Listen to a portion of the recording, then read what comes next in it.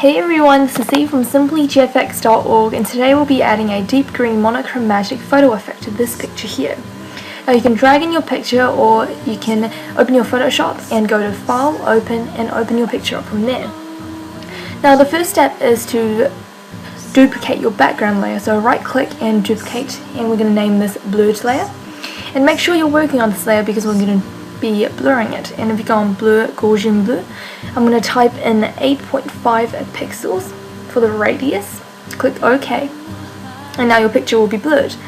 Now if you take your eraser tool, and I'm going to get a 100 pixel soft brush and start brushing over the girl.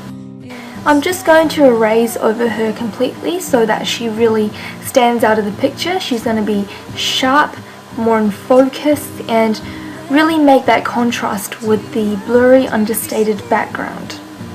And you don't have to be mega careful about this. I'm just very quickly going over the edges and just generally erasing over the focal, as you can see.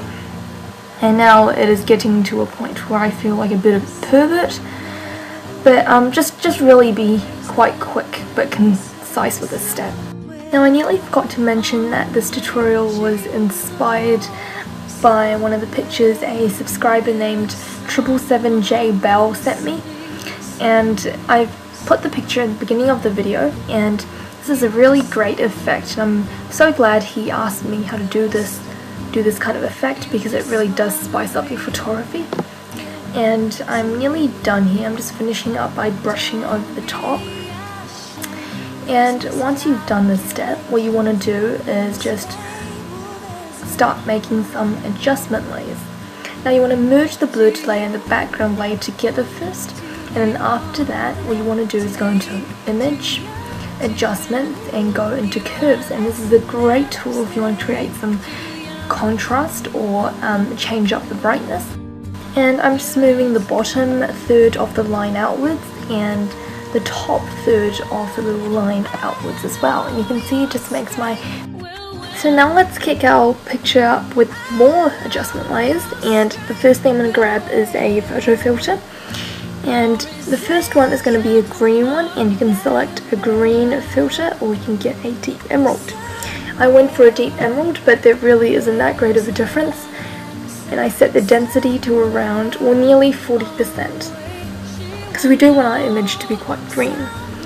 And for the second photo filter, I got a yellow one, and you can go with yellow or you could go with deep yellow, and you can even go with an orange warming filter, depends on what your picture looks like.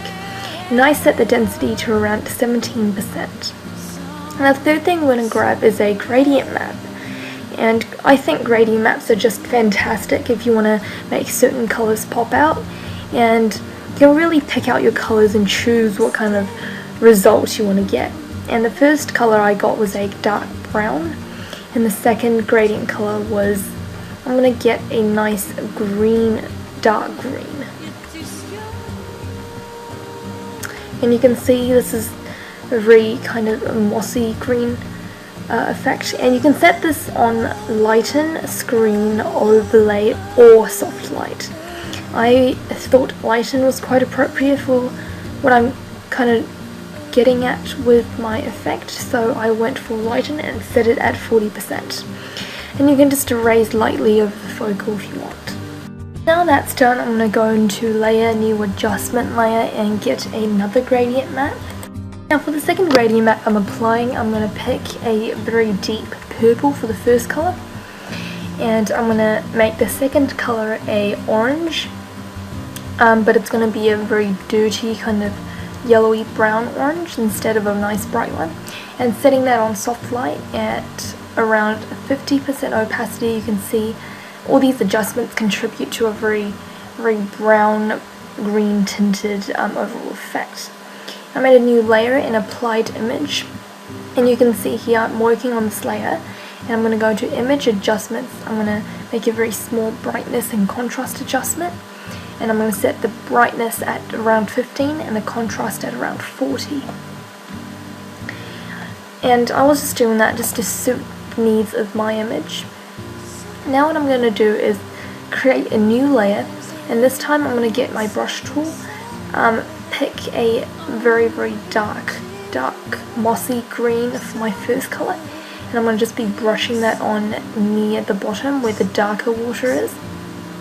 And I'm just going to keep brushing this into bits of my image, and this is going to create some really nice tints. And for my second colour, I'm going to pick a very yellowy brown, and I'm just brushing this onto the kind of waterfall and the foamy water in the background, and getting a lighter version of this colour. I'm just brushing it onto more portions of my image. This was a very optional step. You don't have to do this. I set this on soft light at around 40% opacity, and you can see it really does make a difference. I think it does make it look a bit nicer. And now I've just merged the paint layers with my contrast and brightness layer, and using my burn tool, I'm going to make the brush quite big and brush around the sides of my photograph. And just burning really gives it that dimension, that depth. And I'm going to reduce the opacity of this merge layer to around 80%, so it's not so intensely dark. And after this, you can see it just makes it very, very nice and very, very dramatic.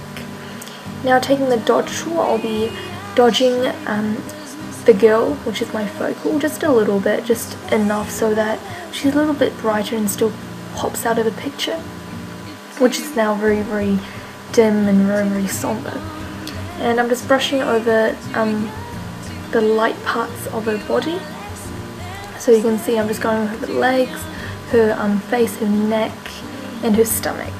And you can see it does make a very nice difference, and it gives her that nice golden glow that's quite nice. Making a new layer, I'm going to apply the image again, and this time I'm going to go into image adjustments, and I'm going to get hue saturation, and I'm going to get this a little more green, and I'm going to lower the saturation to around -25, decrease lightness to around -20.